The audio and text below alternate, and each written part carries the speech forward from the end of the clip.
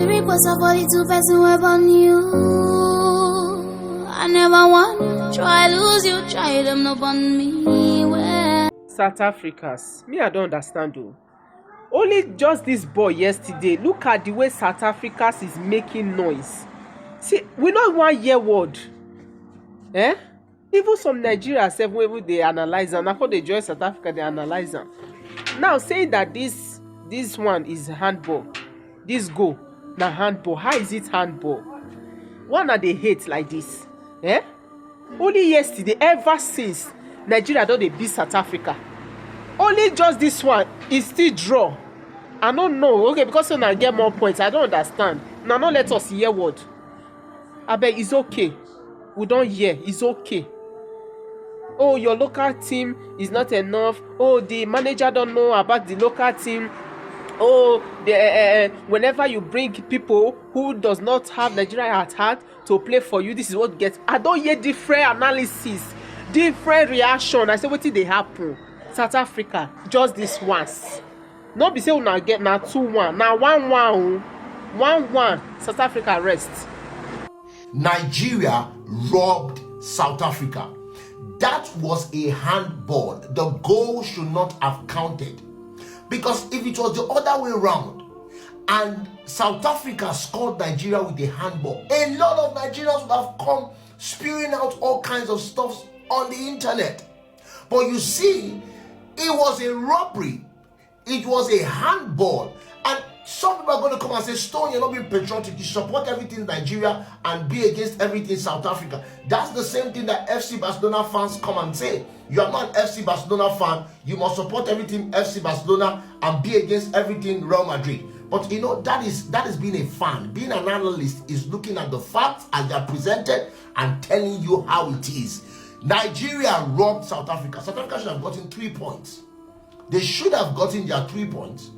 They should have been, I think, 19 points now, and Nigeria remain on 10 and be out of competing for going to the World Cup in any way. I don't think Nigeria is still going to qualify right now, although I said it a long time ago.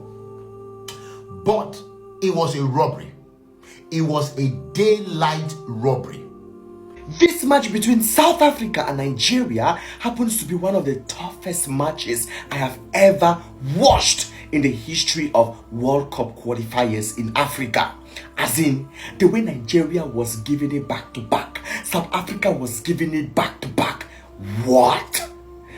Anyways, the match ended up 1-1. South Africa, Nigeria 1-1.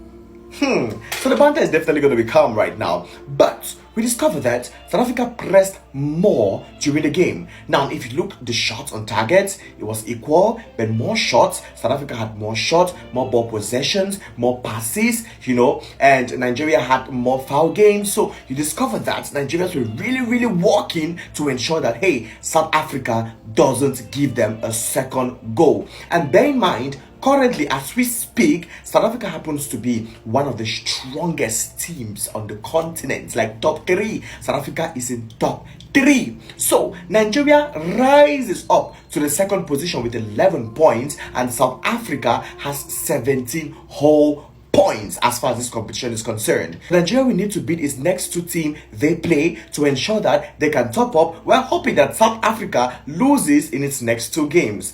It's very tight. Can Nigeria really get qualified for the World Cup? Yes, but the chances are so slim. It wasn't meant to be. Going to the World Cup wasn't meant to be. And I'm a strong believer, right? I always believe, as long as there's hope, I always believe. But there's a lot of problems with this team.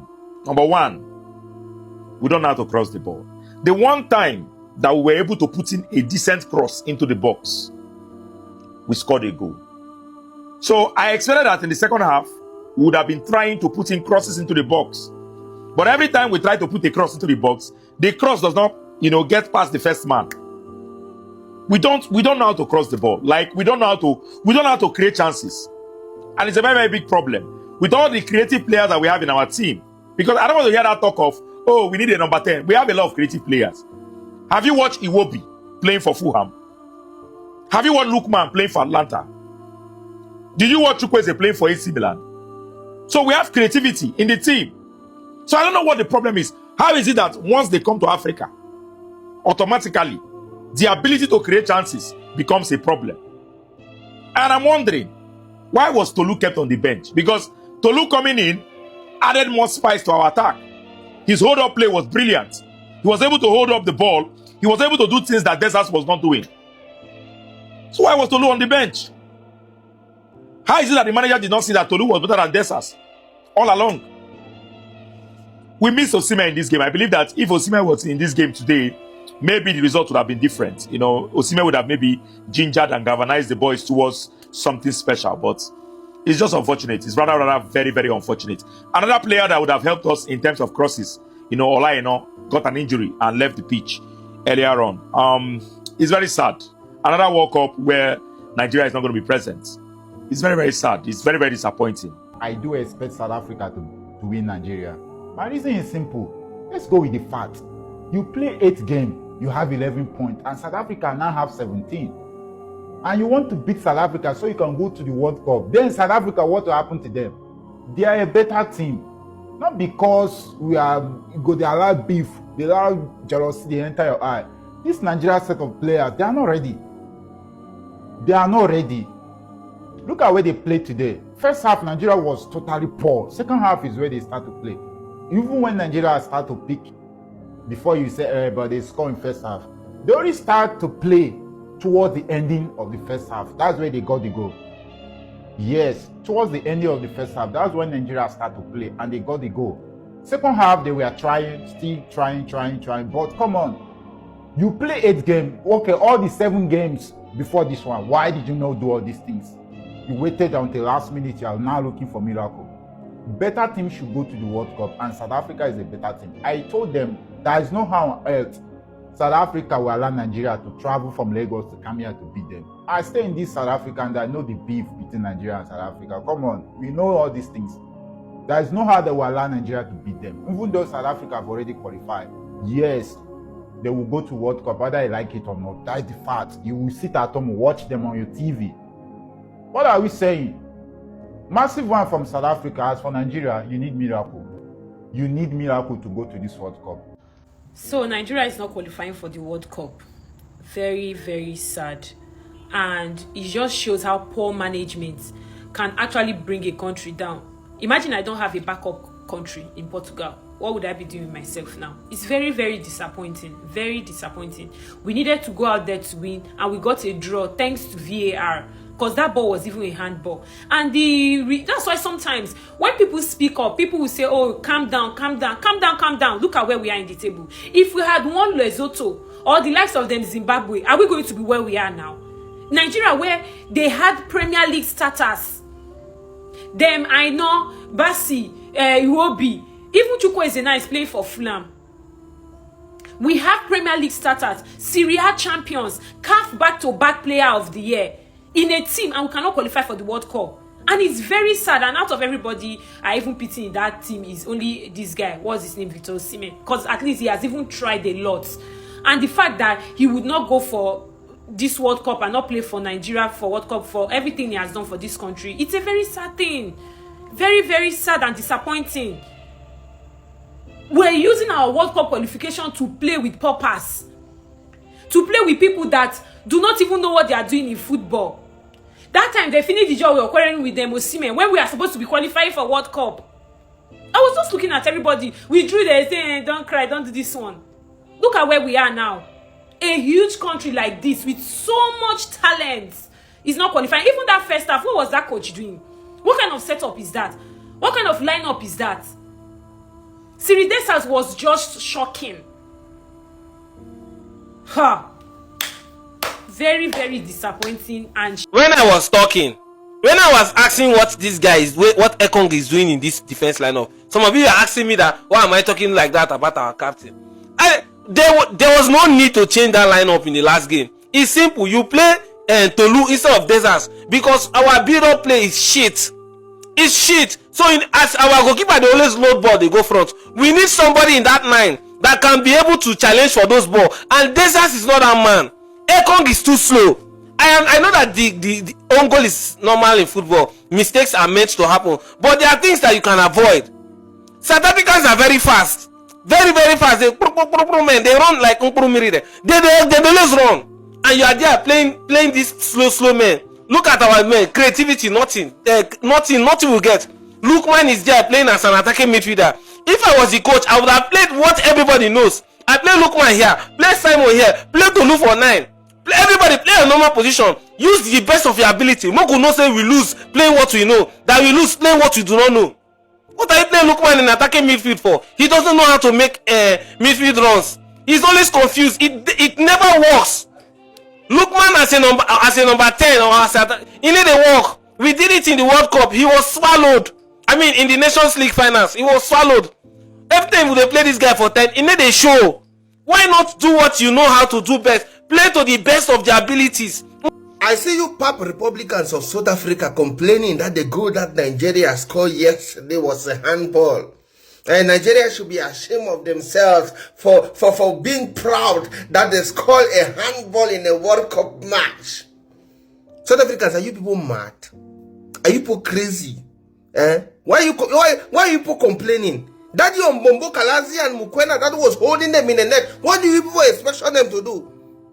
Bombo Kalazi pocket took Rookman and turned Rookman into Rookel. Pocketed Rookman and all the entire attackers of Nigerian team. What the fuck were you guys expecting them to do, South Africa? And they went and scored handball and you people are complaining. Don't you people know that one of the greatest goals that was ever scored in the World Cup was scored by a hand? They call it the hands of God, which was called by the race Maradona. You people are supposed to be proud that another hand of God goal was being scored in your field. A field that you people selected and personally destruction it. Because that is not the standard of South African football stadium. That stadium yesterday was fucked up. And you people made it fucked up. So Nigerians will be uncomfortable. With all the good stadiums from South Africa, you people decided to choose a shitty one to play against Nigeria. Wicked people. Papiscos. Pap Republicans. Keep on complaining. Tell that your Mbombo Kalazi, tell him that me, granddilan, I said, Fuseki weather, Fusek, shit. South Africa, congratulations. Bafana Bafana, congratulations. You guys deserve to go to this World Cup. South Africa deserve to go to this World Cup. You guys, from the one of the World Cup qualifying, South Africa have been very, very serious. Very, very serious. South Africa, congratulations to you. Now, I want to talk about Nigeria. Because since the qualification of this World Cup, Nigeria have been changing coaches like diapers. We have been changing coaches like diapers. So South Africa, congratulations to you. You deserve going to this World Cup. Nigeria need to sit back and watch South Africa. I agree. Bafana Bafana. Don't forget to send me South African JC. Yeah, send me one. I will support South Africa. No matter how far, Bafana. Make sure you send me 2 JC. Yes. I'll support South Africa. Let's go, Bafana. Let's go. Alright, so at halftime, South Africa won, Super Eagles of Nigeria won. You can clearly see that these people, they had an agenda against us. They're not come here today to come play football. However, Super Eagles boys, please, I need you guys to be more structured. At the lion part of this first half, una they play like say, una know they see una self. I beg now. Anyway, with the rhythm that you guys use to play the last 10 minutes of this game, it better small. It's now looking like we now have them in our hands. They don't run. Their gallon on the gas. This is the time to bring on Tolu Arokodare. Richard, please. That Oyinbo way you put for front is not doing anything. It's just dead here. We need somebody that can track back. Join them at the back. We'll see, man. Anyway, at halftime it's still 1-1. Hope is back. I'm glad that we got that one goal back at the first half. Now it is time to win the game and settle everything. The Wayne Stadium where they carry this ball go is now also affecting them too. But no wahala. Let us just tidy up this game. One more goal in this game and let us win this game. 1-1 draw, Nigeria won, South Africa won. I don't know how come a captain of the team, an experienced defender, will score an own goal. It's a normal thing, I know, but not in this game, bro. Not in this game, because we were not focused enough. And secondly, I said the best we can get there is a draw. Because they will not allow you to beat them. They will never allow you to beat them. And they did not score. If not for that own goal, we would have beaten them 1-0. If not for that own goal, we would have beaten them there. And now everything for day okay. Now 1-1 draw. Where are we now? Can we qualify? That is the question here.